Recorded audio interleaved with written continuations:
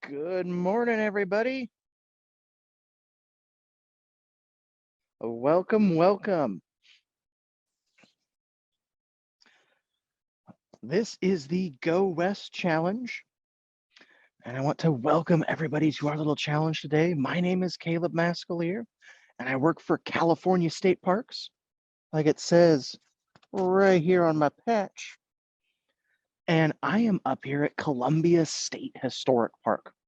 We are one of the 279 parks in the state of California, and we are an old gold mining town. And we're going to explore a little bit about the California Gold Rush today. We're going to explore how all of our gold miners got here to California with my Go West challenge. That's where y'all are going to pretend to be gold miners who are going to set out for California, hoping that you can strike it rich. Now, there's a couple things we have to do before we get into this challenge. The very first thing is I want to make sure that everybody has something to write with and something to write on. So you're going to need a piece of paper and a pencil, or a dry erase board and a marker. And I'll give you all like 30 seconds or so to go ahead and get all that. And then we will move on to our next step.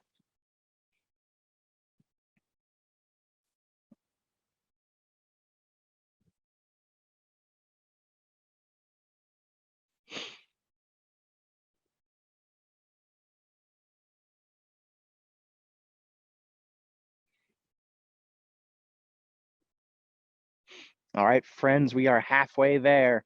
15 more seconds.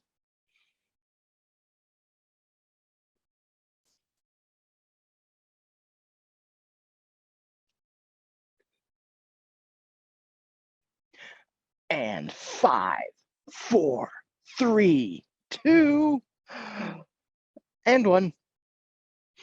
All right, the next thing I want to do is show y'all where I am at in the state of California. So I'm going to share my screen here. And since I'm on an iPhone, it's going to turn sideways every time I share my screen. All right. So here we are on Google Earth. I am that little blue dot right there. I'm going to zoom out. I am in the little town of Columbia, an old gold mining town, up in the foothills of the Sierra Nevada mountains. And the foothills are where our gold miners rushed to, starting in 1848.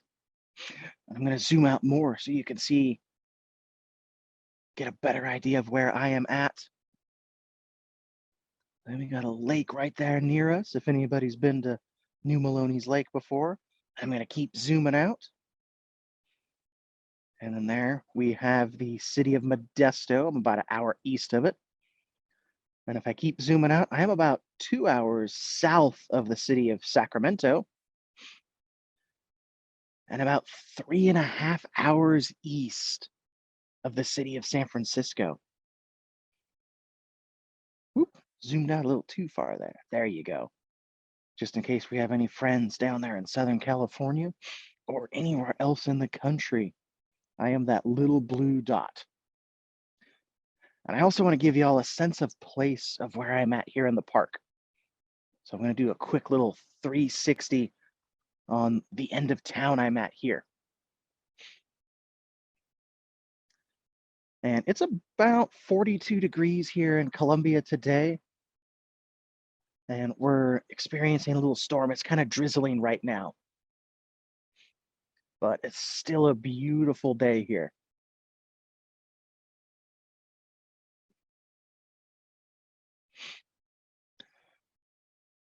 All right, we're going to move on to our next step so we can prepare for this challenge. And that is we're going to pretend that the year is 1851. It's going to be 3 whole years into the California Gold Rush, and also 1 year after the town of Columbia was discovered in 1850. And I'm telling you this because we're going to be making characters since we're pretending to be gold miners. And the first step is to pick a name for your gold miner.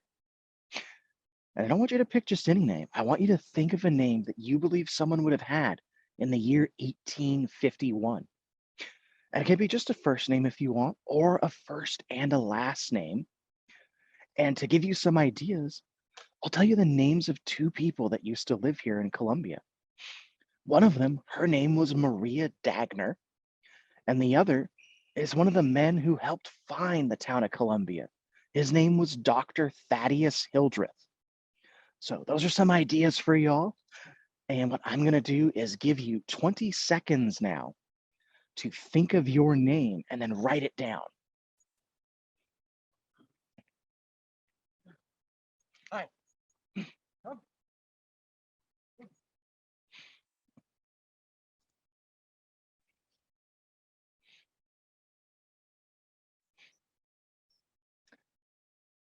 And 5, 4, 3, 2, and 1.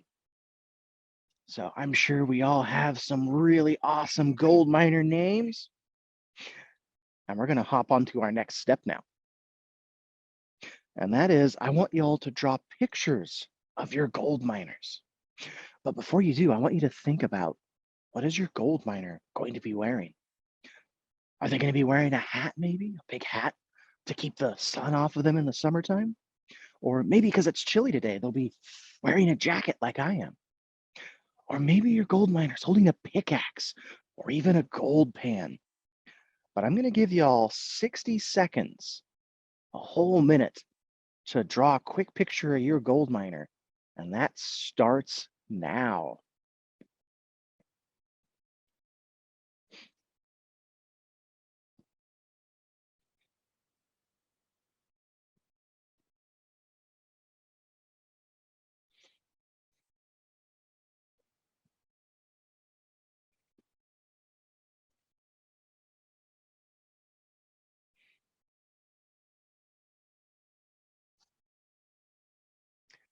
All right, friends, we are halfway there. 30 more seconds.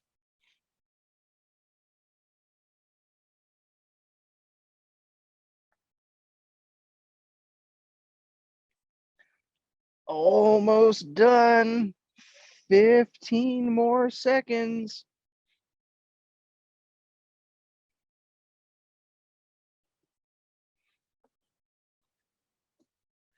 And 5, 4, 3, 2, and 1. I'm sure y'all have some really awesome drawings. If you want to show your neighbor real quick, I'll give you a couple of seconds to show your neighbor your awesome drawing here. And then we're going to move on to our last step. All right, are we ready for that last step? And then we can begin this challenge. Our last step is everybody gets to start this challenge with 10 points. So somewhere on your paper or board, you can write the number 10, or you can do 10 little hash marks. And that's because I'm going to give you all 5 different challenges. And depending on the choices you make, why, you can gain points, or you could even lose points. By the time we're done with this challenge, you'll have an idea of how tough it was, how challenging it really was to get out here to California during the gold rush. All right, friends, here we go. The year is 1850, and we're going to start this challenge in a big city back east, like New York City. So whether your gold miner is from the United States, or maybe you immigrated here from another country, you ended up in New York City. And that's where you heard about the California gold rush. But not just about the gold rush, you heard about the city of Columbia, where there's supposedly so much gold on the ground that you could just walk around and scoop it up off the ground and get super rich. So you decided you're going to test your luck and see if you can strike it rich mining for gold. And we're all going to be traveling the same route because we all met to form one big mining company to help us journey out to California, because it's a whole lot safer to travel as a group. I'm going to show you the 2 main routes real quick. So the first route that we will take a look at is the oversea route. Sea travel, you would have to get on an old ship like this, one of these sailing vessels, and sail all the way down and around the tip of South America, around Cape Horn. Now, as you think about this journey, it is very cheap, but it also is going to take you a lot longer than our second journey, which is land travel. Now, if you go overland, you get a covered wagon like this and some animals and fill it with supplies and journey across the entire United States, over mountains, the Great Plains, some more mountains. You'll eventually go through a desert, and then finally you have to cross more mountains before you get to the foothills of the Sierra Nevadas. So there's a lot of mountains you have to cross going overland.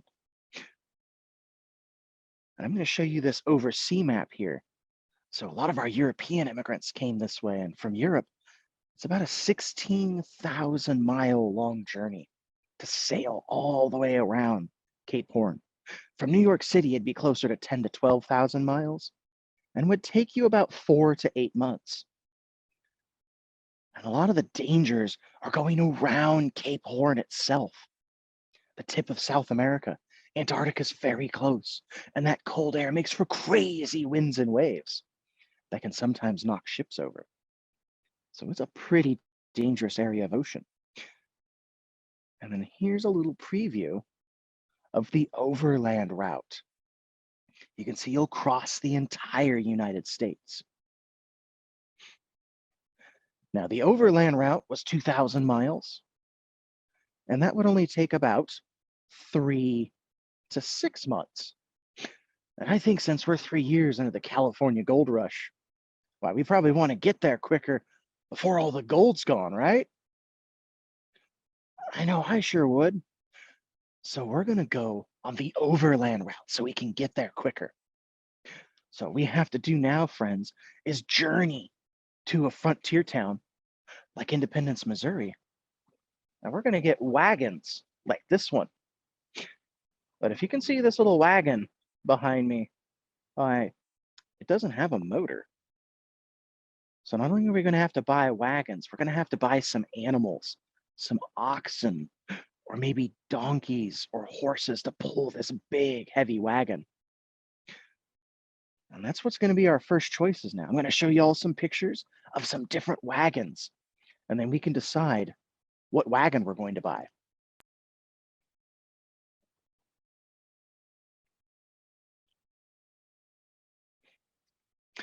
All right, here is the first wagon. This is a Conestoga wagon, or we can call it the large wagon. And while you're looking at this one, you think, well, that might just be large enough to get me straight to California without having to stop and resupply. It's a pretty big wagon. But it's also pretty heavy, so it might get stuck in mud or something like that on your journey out to California. And also, there's no seat on this wagon. So if you buy this wagon, you're going to be walking to California, walking that 2,000 miles. So as you think about that, we come upon our second wagon. This one's a little smaller. And our small wagon, we'll call it a prairie schooner. And it looks like it's smaller, so it may not get stuck as easy. And it looks like you could probably ride in it, but it's also a lot smaller. So it's not going to carry enough supplies to get you to California without you having to stop and resupply. So I'm going to give you all about 20 seconds to think about that. Are we going to take the large wagon to travel out to California? The large Conestoga wagon? Or are you going to take the smaller prairie schooner? And I'm going to give you all about 20 seconds to think about that and write down your decision.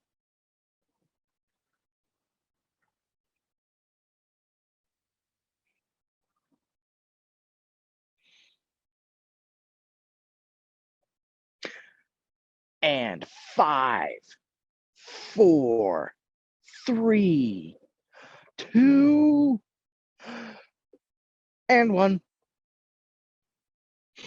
All right. So now that we've bought our wagons, we get our animals and we fill the back of it with supplies.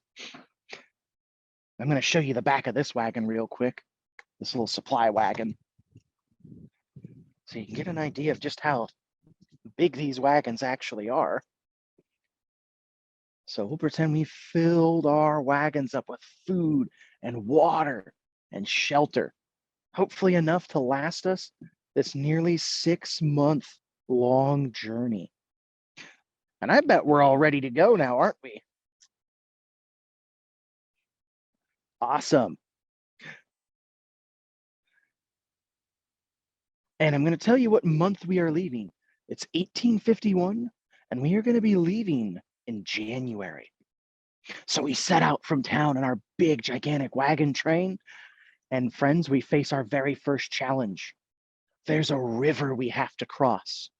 And when you come up and look at this river, it seems chilly since it's January. Maybe like it's frozen over, but you're not quite sure how strong it is. So as you look at it, you think, well, maybe I can risk it and cross the river like what these travelers are doing here. Of course, we'll hopefully be on top of the frozen water if we make this choice. Well, it does seem risky. Hopefully that ice won't break. And as you think about that, you notice upriver a little bit. It's not completely frozen over, and there's a man operating a ferry. So you go up and chat with him, and he says that he'd be more than happy to take you across in his ferry. And he thinks he can even make sure that your boots don't get wet. He'll take your wagons and all your animals across. But he wants to charge you $5 to get across this river on his ferry. To give you an idea, $5 in the 1850s is somewhere around $175 to $200 today. So that's a lot of money. And this is your first challenge.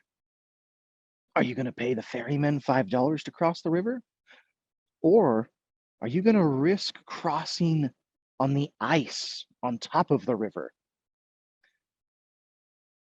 And I'm going to give you all a few seconds to think about that and write down your decision.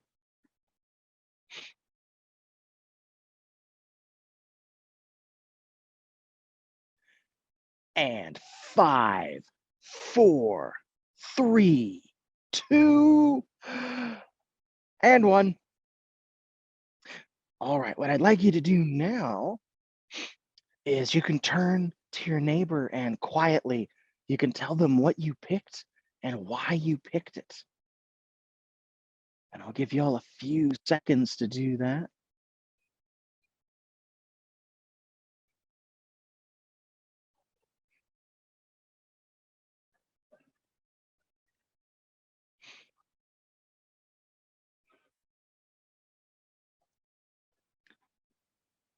All right, friends, 5, 4, 3, 2, and 1.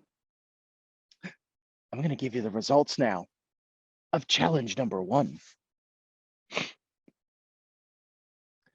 If you decided to cross the river, if you decided to risk crossing on top of the ice, I have bad news for you. The river wasn't cold enough. The ice wasn't completely frozen, and it's not strong enough to hold any of the wagons crossing it. And the ice breaks, and your wagon drops into the water, and the current starts carrying away some of your supplies. So you lost a few supplies, and it takes you a bit to get your wagon out of the icy waters. So if you decided to risk crossing, you lose 2 points. If you decided to risk crossing the river, you have to subtract 2 points from your score, and you should have a total of 8 points now. But for those of you that paid the ferryman, I have good news. You decided it was too risky and dangerous. Sure, it seemed expensive, but it seemed like a safer option. You pay the ferryman, and he safely takes your wagon, you and your animals, across that river. Why, not even your boots got wet. and you gain 2 points. So if you decided to pay the ferryman, you can add 2 points to your score, and you should have a total of 12 points now. All right, friends, we're going to journey forward now. And for our next challenge, we come to a fork in the road. We're going to have to decide what trail we want to take to California. And it's not too far in the future. We're still in the month of January when we come to this decision. I'm going to show you the 2 routes we can take. So we journey forward and come to a fork in the road. And here are the 2 trails. The first one, why, that's called the California Trail. And this trail, when you leave Independence, Missouri, will take you north through states like Nebraska and Wyoming. Then you'll go down through Utah and Nevada and across the Sierra Nevada mountains. And if you want to look this route up later on Apple or Google Maps, this is what Interstate 80 became. But when we look at this California Trail or the North Trail, your guide tells you that he knows it's not a good idea to take the California Trail in the fall or the winter because they can get some pretty big snowstorms in that area. So our second trail is the Gila Trail. Kind of looks like Gila, but it is pronounced Gila. And we'll start in the same place in Missouri, but instead of north, we're going to go south through what would eventually become Oklahoma, through Texas, up through New Mexico, and what eventually became Arizona. Then we journey up through Southern California into the foothills. And your guide tells you he knows the Gila Trail, why it's not a good idea to take that in the spring or the summertime because it starts getting super, super hot. And that's not good for you or your animals. So this is challenge number 2, friends. Do you want to take the California Trail or do you want to take the Gila Trail? And I'm going to give you all about 20 seconds to think about your choice and write it down.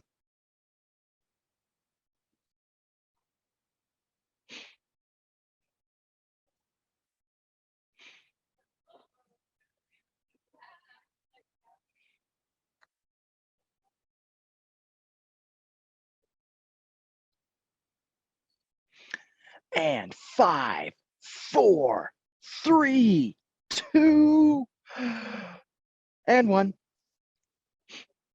All right. It's that time again. I'll give you all about, another 20 seconds or so. If you want to turn to your neighbor and quietly tell them what you picked and why you picked that trail.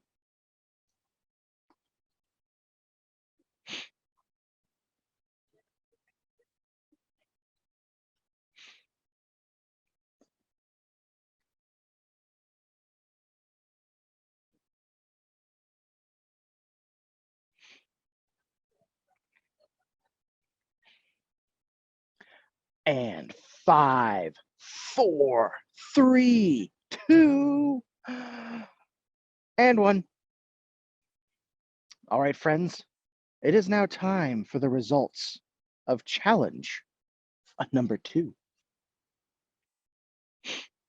So, if you picked the Gila Trail,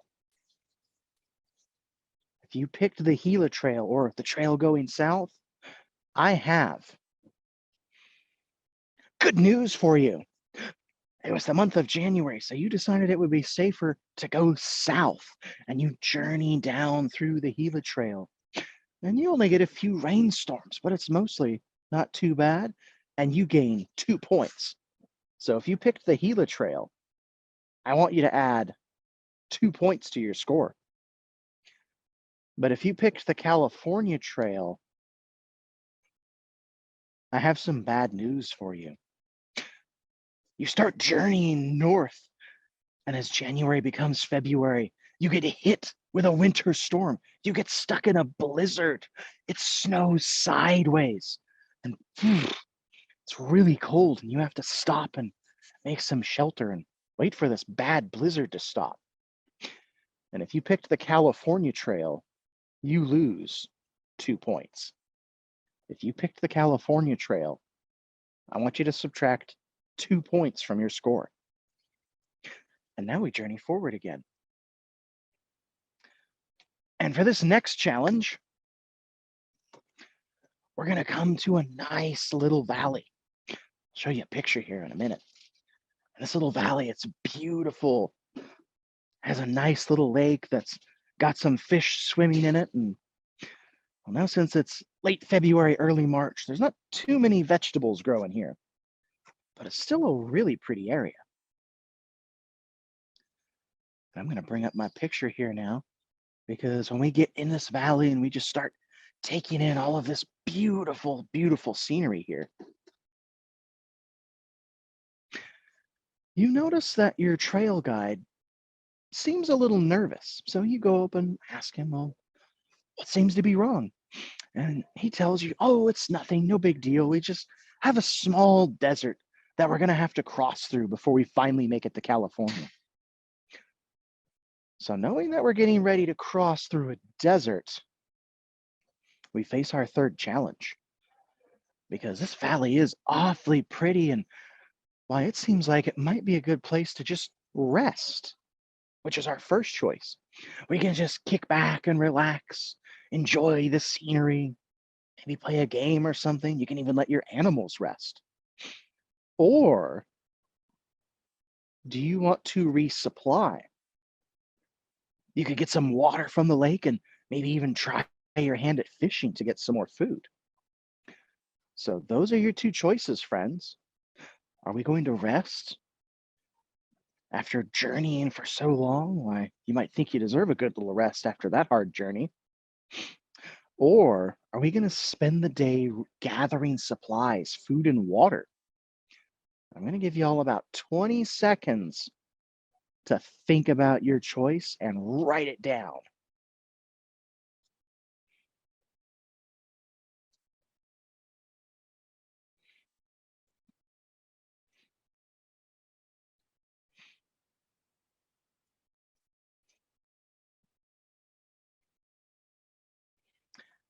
And 5, 4, 3, 2, and 1. All right. If you want to take 20 seconds and you can turn to your neighbor and quietly tell them what you picked and why you picked it. Did you choose to rest or did you choose to resupply?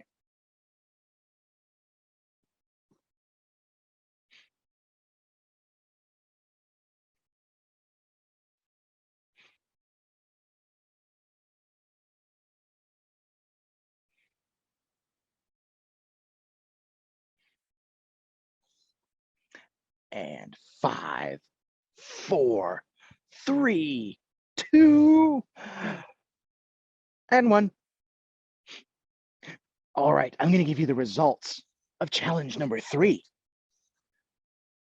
And for this challenge, friends, why a lot of it depends on what wagon you picked at the start. So the wagon you picked at the start determines the results of this challenge. If you picked the large wagon, that Conestoga wagon, well, you already have enough supplies to make it to California. It's big enough. So if you picked it, all large wagon users can add 2 points to their score. So all my large wagon users, no matter which choice you made, I want you to add 2 points to your score.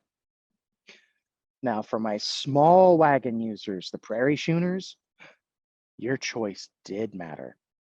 Because if you chose to rest, I have some bad news for you. See, your wagon is really small and your supplies started dwindling. You were using them all on this journey. So you decided to rest and not gather supplies, and you're not quite prepared for this desert that we're about to cross, and you lose 2 points. So if you had that small wagon and chose to rest, I want you to subtract 2 points from your score. Now, if you had the small wagon and you chose to resupply, I have good news for you. You noticed your supplies were getting smaller and smaller. So you decided to spend the day gathering food and water. And you are now prepared to cross this desert that we're about to go into. And you gain 2 points. If you had the small wagon and you chose to resupply, I want you to add 2 points to your score. And now we journey forward again. And for this challenge, why, we're going to be in the desert now. We're in the middle of this big desert. Thankfully, it's late March, early April, so it's not too hot in our desert right now. But as we're all traveling along in our big wagon train, why, you notice another wagon pulls up right next to the train. You've never seen this person before, the man driving this little covered wagon. He's completely new. He's not part of our mining company. And as we're moving along, all of a sudden you hear a loud snap. And you see that his wheel broke. And he begs you to stop and help him fix his wheel. Please don't leave me stranded in this gross hot desert. And this is our fourth challenge. Are we going to stop and help the man in the desert? You can help him repair his wagon wheel or maybe even give him a ride to California. Or does something seem off? Maybe your gold miner sense is tingling and tells you that something's not right about this guy. Something seems fishy. And maybe you just want to keep going and leave him stranded in the desert. So I'm going to give you all about 20 seconds to think about that. Are you going to help the man in the desert? Or are you going to leave him stranded?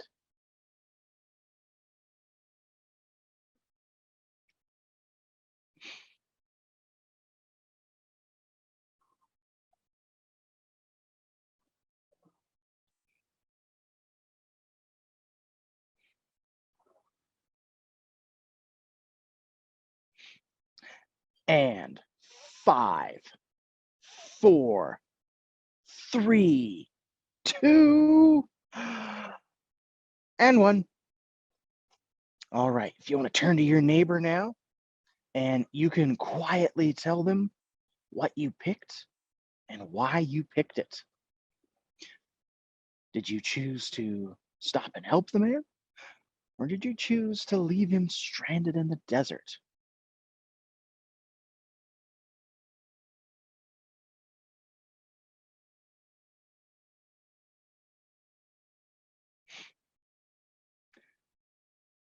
And 5, 4, 3, 2, and 1. All right. So here's the results of challenge number 4. If you decided to stop and help the man, I have bad news for you. You go up to help him, and then you discover that they're actually bandits in disguise. And they steal a bunch of your supplies and run off into the desert. So if you tried to help him, you got robbed and you lose 2 points. If you tried to help the man, you have to subtract 2 points from your score. Now, if you decided to leave him in the desert, I have good news for you. Something just felt off, so you just decided to keep journeying on. And then you learn from some of our friends that decided to help him that they were actually robbers in disguise and took some of their supplies. So if you decided to leave the man, you can add 2 points to your score. If you decided to leave the man, you gain 2 points. And now we journey forward. And this, friends, is our final challenge. It's now sometime in April, and we're getting ready to cross over into California. Thankfully, our guide knows a way to get us overland without having to worry about too much snow. He knows the way through the passes, so we're not going to get stuck like the Donner Party. And we journey up and over the mountains, and we face our final challenge. And for this final challenge, as we're journeying down, it jumps out in front of us onto the trail. I'm going to show you a picture of our last challenge. So what jumps in front of you? But a mountain lion right in front of us in the trail. And maybe your first thought was to grab your black powder rifle. And if you did, you aim it and you pull the trigger, and all you hear is click because it's been raining. It's April. We've been getting rain and all the powder's wet, so the guns won't work. So we're faced with two choices on how to deal with this mountain lion. Our first choice is, well, maybe we could run from this mountain lion. You can hope that you're faster and that maybe you can come back later. You can circle back around and gather your supplies in your wagon. Or do you want to stand your ground, make yourself look bigger, and try to scare the mountain lion away? So those are your two choices. Are we going to run from the mountain lion? Or are you going to stand your ground? I'm going to give you all about 20 seconds to think about your decision and write down your choice.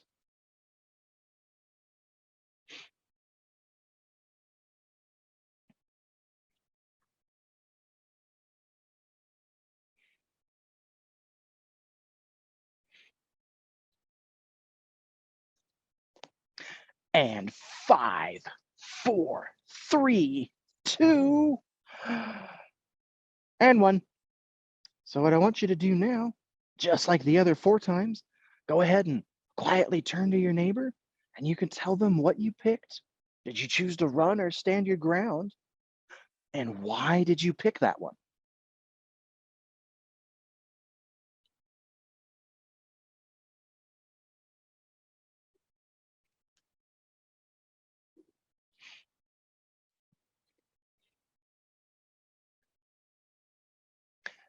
And 5, 4, 3, 2, and 1.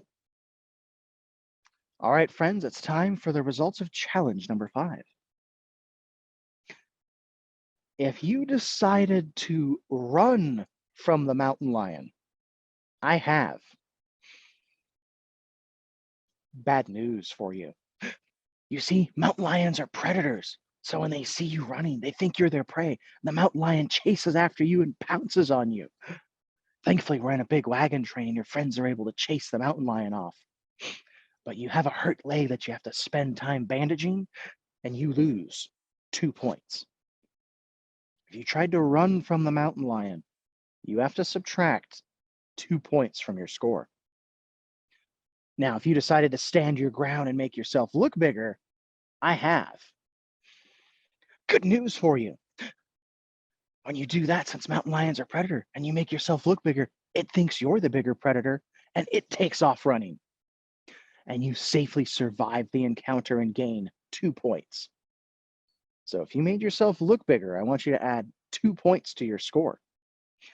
And I put this one in for our last little challenge because we do have mountain lions in California, even here in Colombia. And if you see one in the wild, you should never run from a mountain lion. You're supposed to stand your ground and make yourself look bigger and shout at it. And now what I want everybody to do is add up their final scores. So go ahead and add up your scores, and I am going to tell you what these scores mean.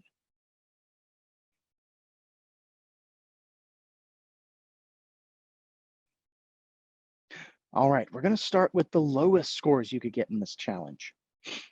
And that's if you scored between 0 and 4 points. If you scored between 0 and 4 points, unfortunately, your gold miner succumbed to the dangers of this trail and they didn't make it. like many gold miners before them, not everybody made it to California. Now, if you scored between 5 and 10 points, between 5 and 10 points, you made it to California, but just barely. You have few supplies left, so when you sell them, you are able to buy a gold pan and a little tent. It's not much, but you're here in California and you're ready to reclaim your fortune in gold.